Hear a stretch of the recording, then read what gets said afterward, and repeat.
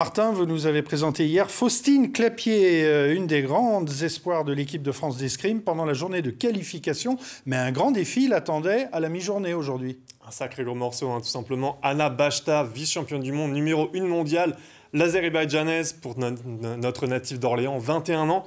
Allez, je vous laisse un petit peu le suspense, je vous dis rien. On regarde comment ça s'est passé. Montage, Céline Girardot.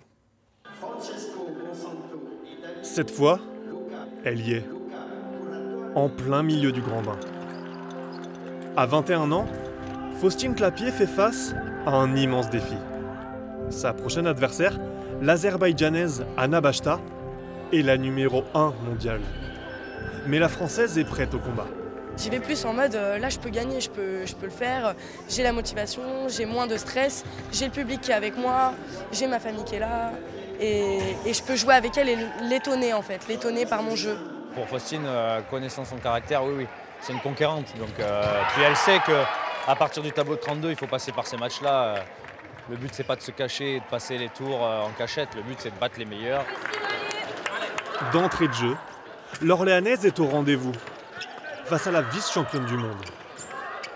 Pour leur toute première confrontation, elle fait douter son adversaire et ses amis croient plus que jamais à l'exploit. Elle s'entraîne avec quand même Manon Brunet, Despina Georgiadou, enfin des filles qui sont dans le top 16 mondial, donc elle a quand même l'habitude de tirer contre des filles qui sont au plus haut niveau, quoi. Jusqu'au bout, le score reste serré. À 13-12 pour Bachta, l'azerbaïdjanaise s'effondre sur la piste. Là, je l'avais et en fait, elle a cassé le match en simulant une blessure, c'est classique. Du coup, elle reprend ses esprits et moi, ça casse ma dynamique de remonter, quoi.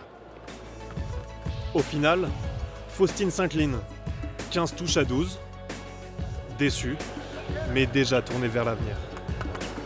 L'année dernière, j'avais perdu au même moment contre une fille très bien classée aussi, et j'étais partie perdante un peu, en me disant bon, si ça se finit là, c'est normal. Alors que là, j'ai appris que en fait, tout peut se passer sur une piste en fait. N'importe qui peut battre n'importe qui, et je le saurai pour la prochaine fois. Et pour s'en rendre compte et pour le prouver, rendez-vous pour Faustine. Prochaine échéance, ce sera à Tunis en janvier.